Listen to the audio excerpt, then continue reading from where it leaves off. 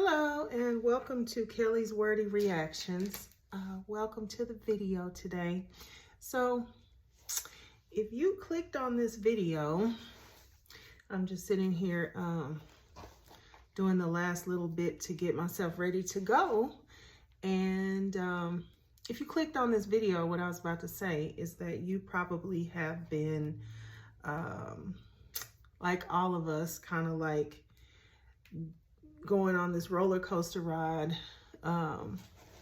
with the Shirley strawberry and Ernest, Ernesto, Nesto, and whatever else he calls himself. You've probably been on this roller coaster ride with the rest of us, like listening to the calls and looking for the news, the new news that's coming out about it. I'm trying to get my lashes affixed here, so just bear with me because I was doing the last little bit of getting ready, but I just wanted to pop in and share my thoughts about this situation. So let's get right into it. So there's good news. There's good news. So apparently, and I say there's good news because obviously for me, I have empathy for Shirley. Like, I don't know all of the ins and outs, but I have my opinion.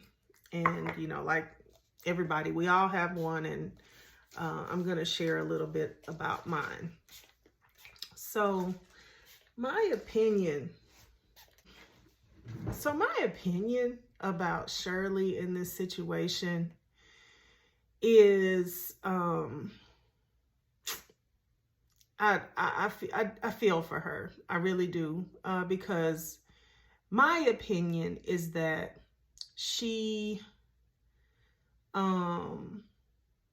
believed him, and for whatever reason, whatever past she has with her daughter, can't stand that, looking at that, whatever past she has with her daughter, it has, it sounds like her and her daughter had some sort of a fractured relationship. I don't know if that's occurred over the time that she's been with this man, or if that was before he ever showed up on the scene. But apparently her and her daughter have somewhat of a fracture in their relationship, and for whatever reason she believes her husband over her daughter. Now that's not what I have empathy with. I feel like that is that's very unfortunate, but I don't know how her and her daughter came to have not so close of a relationship, so I can't really speak to that.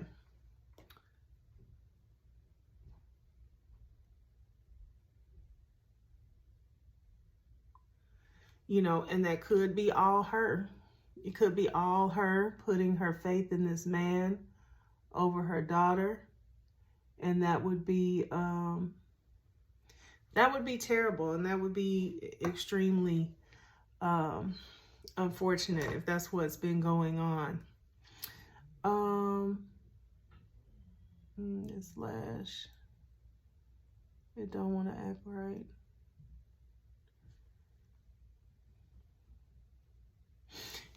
But that could very well be what has been going on. I don't know. I'm gonna say I feel bad for her because I feel like this man is a con artist, and I feel like maybe she had not had the opportunity to be involved with a con artist. Like now, it's popular to call people scammers, but there are con artists, okay?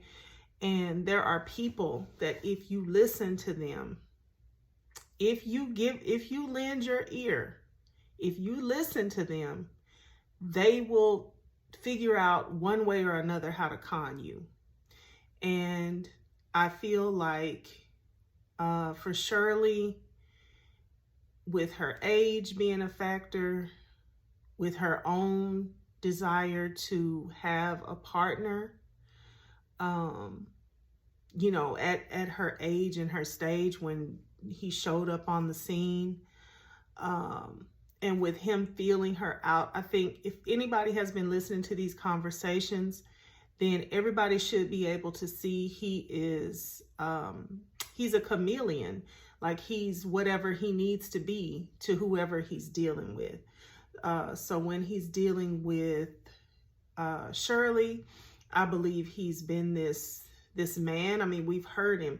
He's this, you know, Christian man, even though he doesn't really play the role very well. He does all this cussing and all this kind of like slick talking, but he keeps putting the pieces in there that he knows that are important to her. He keeps working in this, you know, Christ, godly jargon, this talk. He keeps working it in. He keeps, you know, it's sewn into the fabric of their relationship.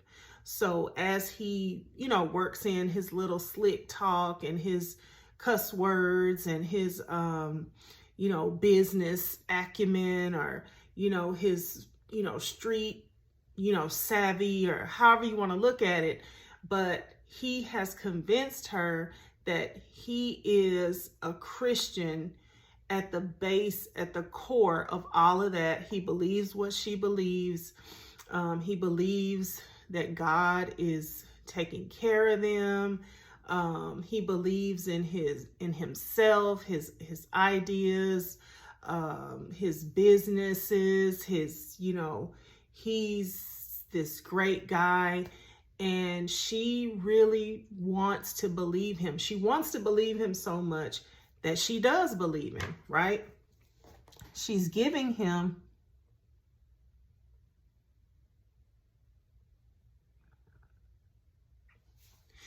she's just decided to give him the gift of believing in him.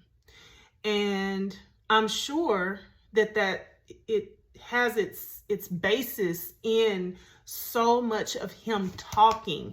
He is literally talking. He has talked this talk to her. He has sold her on, you know, probably years of nobody believing in me, people doing me wrong, people count me out, falsely being accused. You know, he's worked her. He has worked her. He has conned her.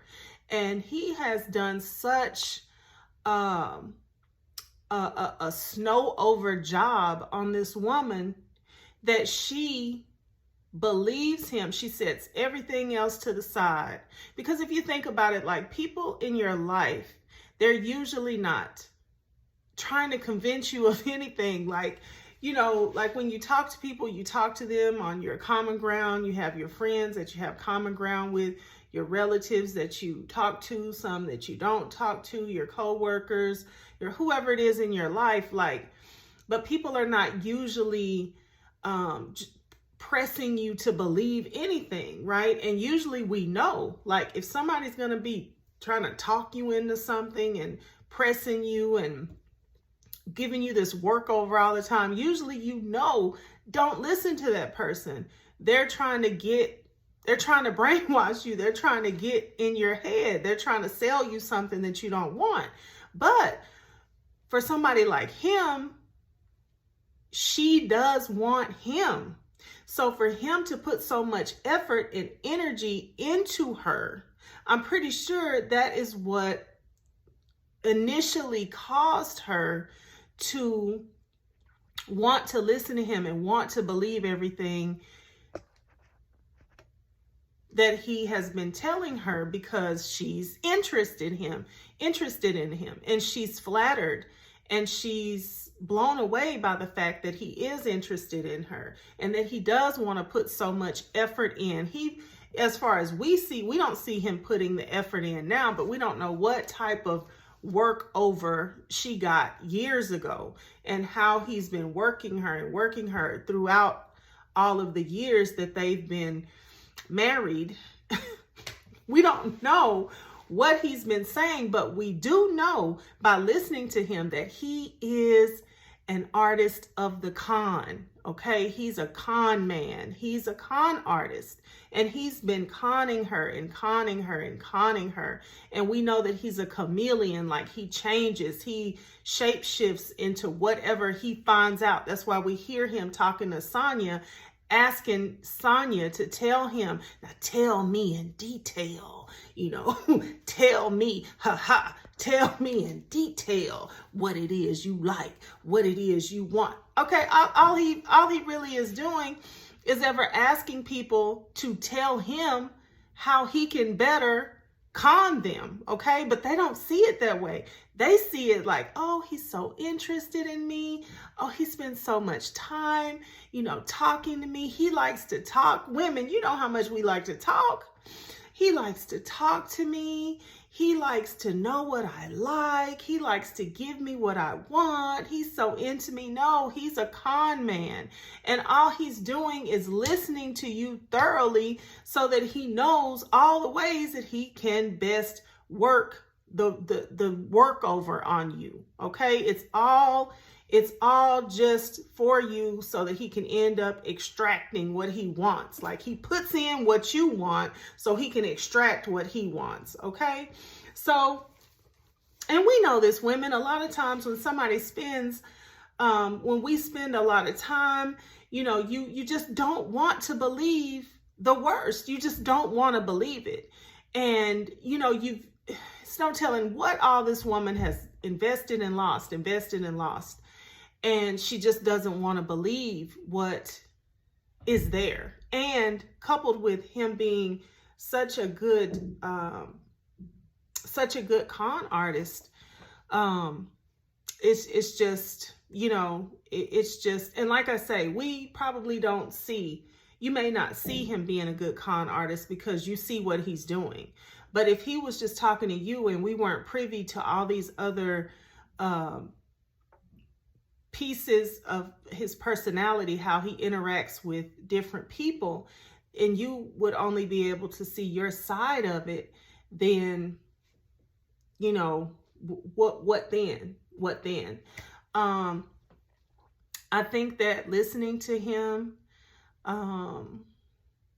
if you have standards and you don't break your standards for someone that is, really handsome or, really into you, or somebody that just talks a really good talk, if you don't break your standards, then you would not, if you had some pretty decent standards, you wouldn't talk to this man. This man can't even talk. I said I was going to not forget what he said. He said something that just had me laughing. He said something to Sonya like, yeah, because I want to, something about making you feel how you want to be felt. Yeah, because I'm trying to make you feel, how you want to be felt. Failed or something. It wasn't even anywhere near, it wasn't even like a slip of the tongue, or how sometimes you get a little tongue tied, you're going too fast. It wasn't even like that. I'm trying to make you feel how you want to, be felt. And I'm like, if you did say that, then if you have good sense and your grammar and how to spell and basic things like that, then you're going to go back and say, I'm sorry. I'm trying to make you feel how, you need to feel. I'm trying to make you feel how you want to feel, how you need to. You'll go back in and you'll be like, oh, that sounds weird. Okay, but he didn't go back on it. He didn't try to correct it. And I've heard him say many, many things, like when you slow him down, because he's like fast talking, slick talking, snake oil salesman. When you slow him down, Like oftentimes, you know, he'll laugh. He laughs way out of place, like so many, you know, belly laughs that's just nowhere near in line with what's being talked about. And when you slow him down and try to get him to get back in there and say what he really means, he fumbles around. He doesn't say things correctly. And these women, both of these women that I've heard talking to him, they give him passes. They just, you know, they just give him passes. They're not holding on to the standards that I know they probably have. Even the Sonya woman said, how did she put it? You know, I like to listen to a man talk. And, you know, if you're talking and you just sound dumb, I mean, you're just not getting anywhere near me. Sonya, this man does not sound like a smart, educated man. He doesn't even sound like a high school graduate. He does not sound like somebody who was even able to write high school level papers. He does not. So what are you talking about? If you're talking to a man and he sounds dumb, you are giving him passes. You have decided, it's like a decision somewhere inside of these women. They decided that they were going to just let that fly because, you know, he's putting in, you know, it's like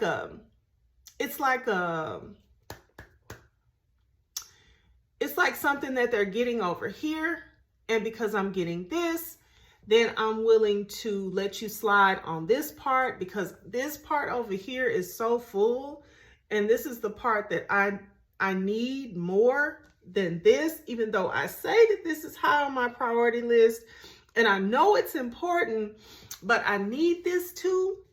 Whatever this is right here, I need this. And this is so like, this is swelling, you know, this is just so full, it's swelling. So even though I know that this is important, just forget about that, you know, okay, yeah, whatever.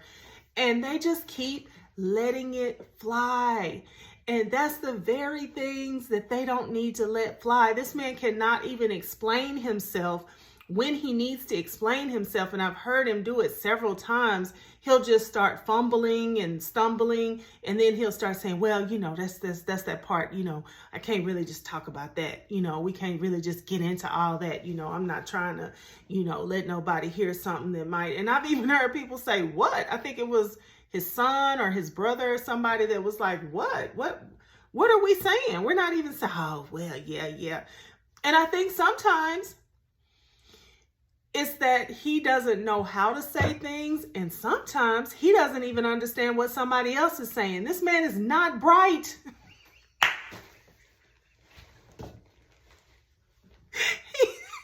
He ain't bright, y'all. He's not bright. But he is masterful at the con game because part of his con game is keeping himself looking good. Is keeping himself up, keeping himself looking good, and he knows it. I've heard him say it to the man that he's talked to on these calls. The man said, man, just get you a bunch of noodles, you know, just stock up, make sure you got, you know, enough of everything that so you can have whatever you need to eat.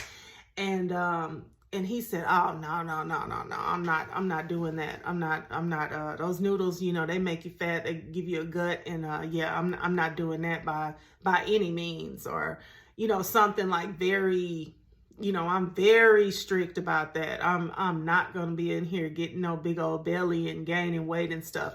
He knows that his looks is probably 75% of his con because he can't. The only reason why these women have skipped over so many of their own values and things that I know that they probably think that they have, they've skipped over that because of how he looks, because of how he pours into them. He extracts and finds out what they're looking for, what they desire. And then he's willing to give them part of it. He's not giving them the whole shebang of what they're saying that they want, but he's willing to give them part of it. And then he, you know, he knows he has that attraction piece. He knows they're looking at him. He knows that they're attracted to him. And so when he does his, you know, man magic on them, they're just, you know, they're just willing to overlook and not even see all these things that are blaring right in front of their face.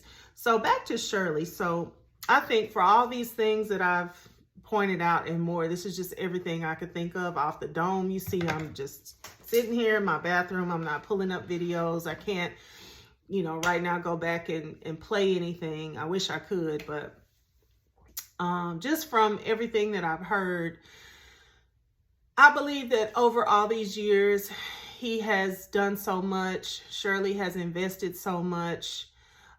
He has been able to turn so many things around in his favor. Like, he's been able to convince this woman that, you know, rain is not wet, that it's night outside when it's the you know, when it's high noon. Like, he's been able to come in and change her perspective about so many things that have happened.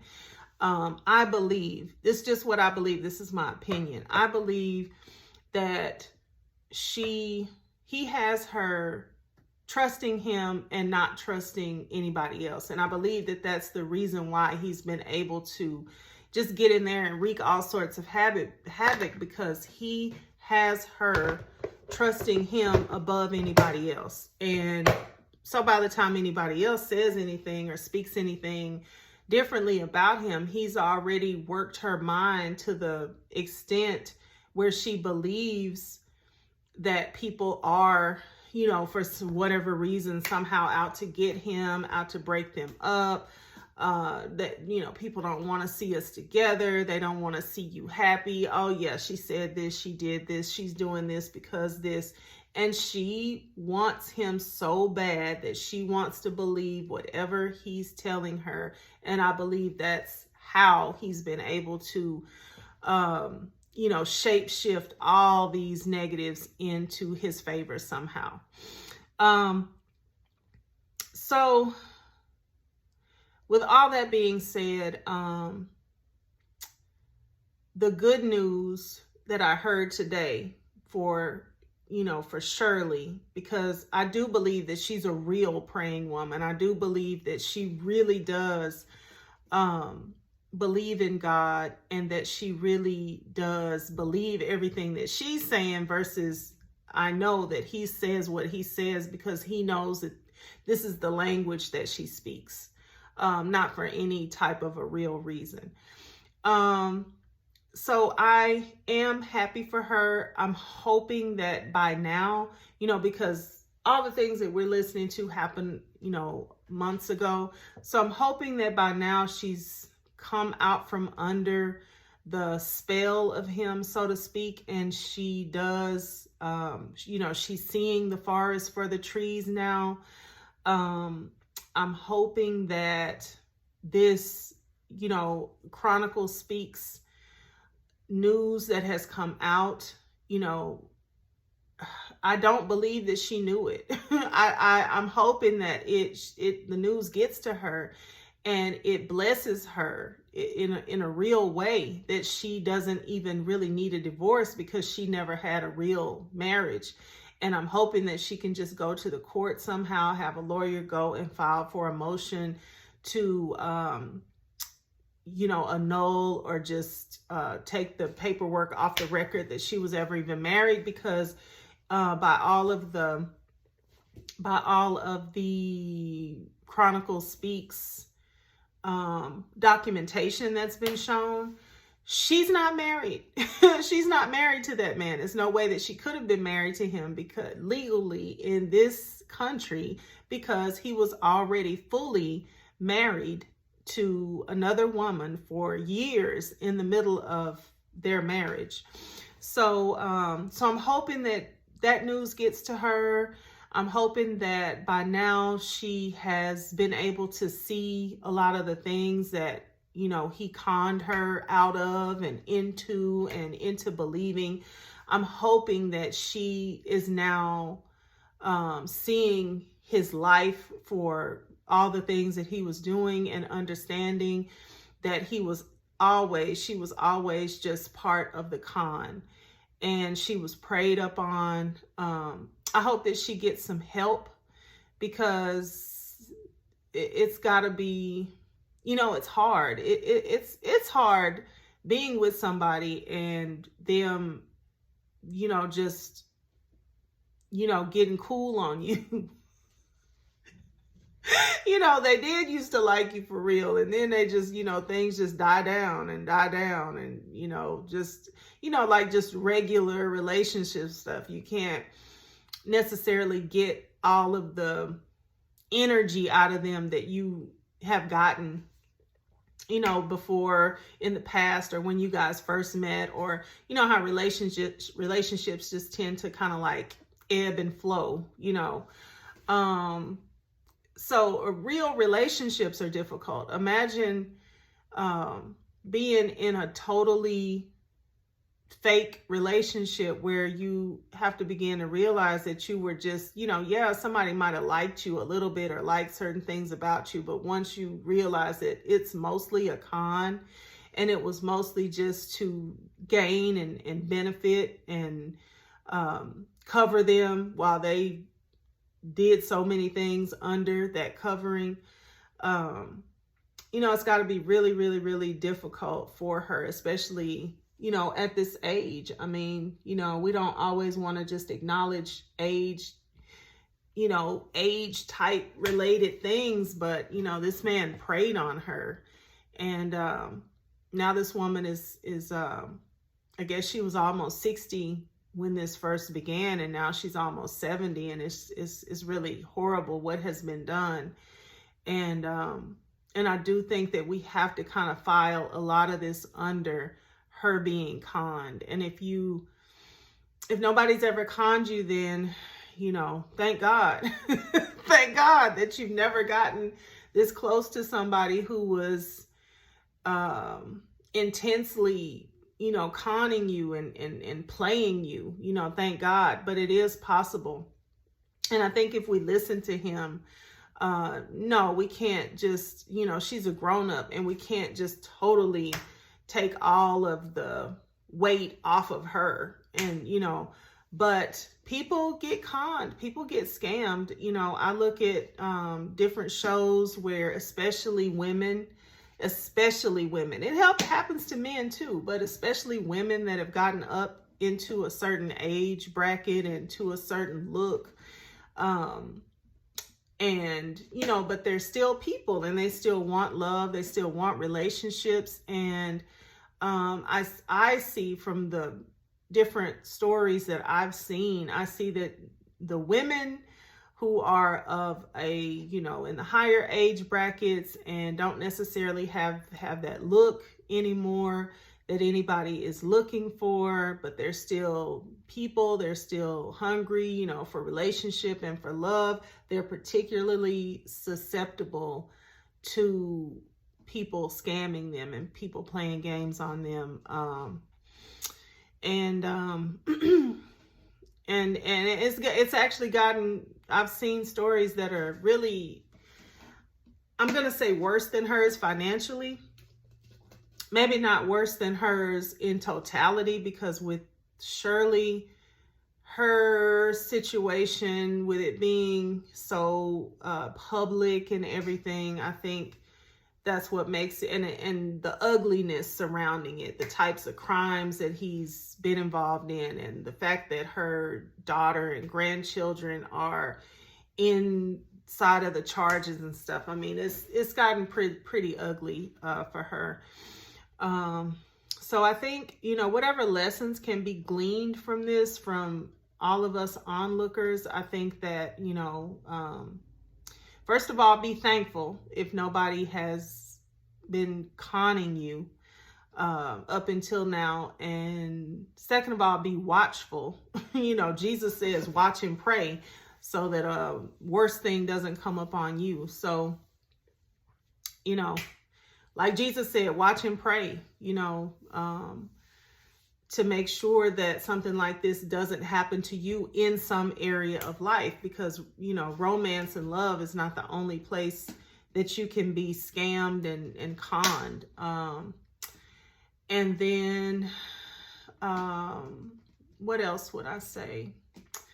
For Shirley, like, take advantage, be really thankful that it does appear that you don't really even have a valid marriage. So be thankful for that. That, is one reason that it, is good that it did become so public and everything. That's something that you can, take away. And it might even help you get more empathy and help with the public image of it all, when it, is viewed more that you have been super scammed. I mean, this has just been a super scam on this woman. And like I said, this is not to take away her responsibility of being an adult and, looking into things. This man had an extensive rap sheet, and, she just shouldn't have been touching him with a 10-foot pole. We don't know what happened there. And that's a lesson that I think, people can learn from this. Like, get people's criminal background, really look into people, especially when you've met them when they're 50 and, they've had, 30, 35, 40 years in their past, and you don't really know what they've been doing in all that time. Go ahead and look into their background. Don't just take their word for it. And then let me just tie in. Good old Tyler Perry's, advice for women, particularly Black women, to sort of just, take a man that loves you and it's a good man, he might not be able to do much financially, but, get that man, look at him, give him consideration, let him in if he's a good man that loves you and all this and that and the other. No, a man needs to have a good background of building things that have culminated into something over a period of time. I think that part of him being a good man, Tyler, come on, man. Part of him being a good man is not just him loving you, it's him loving himself. It's in him having built up something for himself so that he loves and respects himself first. Okay? How can somebody love and respect themselves when they haven't done a darn thing that amounted to anything in whatever time frame that they've been able-bodied and able to do any type of work, and they haven't done anything, they haven't built anything up, they don't even love themselves. How are they going to love somebody else more than they love their own self, that they can't even support themselves, but they're going to love me more than they love them? No. So to me, this is a prime example of why you should not and why we cannot, definitely not, absolutely not. You cannot afford to just let somebody be like, oh, he loves me, he hasn't done much, he hasn't amounted to much, he doesn't have really much going on, but I've got everything that we need and love is enough. No, it's not, because you know why? Because that man has not first loved himself. He's not loved himself. He's not poured anything into himself, his own self. First of all, he's got to do that. Does he have children? Is he taking care of them? So all these things have to be considered. Does he have a real relationship? If you are a godly, God-fearing person, does he have a real relationship with God? Does he have a real relationship with the word, with wanting to know and wanting to develop himself and to be a disciplined, serious man? Does he have all that stuff together? And all that goes hand in hand with what he's built, with his faith, with what he has, the fruit of his labor. All that goes hand in hand, sir. All of it goes hand in hand. And if you can't put all that together, and he ain't rubbed two sticks together and made a fire, no, he's not gonna love some woman if he has not even loved himself enough to build a solid foundation for himself. He's not gonna love a woman. He's not gonna be able to. He's gonna have disdain for his own self, and that's going to come out in a plethora of different ways toward whoever is around him. So absolutely not. I don't know what you're trying to do. I don't know what you're trying to do, but to tell people that, it's absolutely insane. I don't know what you're trying to do to people. You know, the devil is a liar and you are too. That's all I know to say to you right now. That is sickening. And if you look at this woman and her situation, this is pretty much what it looks like she did. She didn't worry about anything as long as he loved her, and he's a good man and he loves me. And that's all she was looking at. So no, this is a prime example of that, what you just said. We see that it has worked out horribly, and we will not be doing that. And you need to go back to making fiction and make sure everybody knows it's fiction, and shut that down expeditiously. Okay? All right. So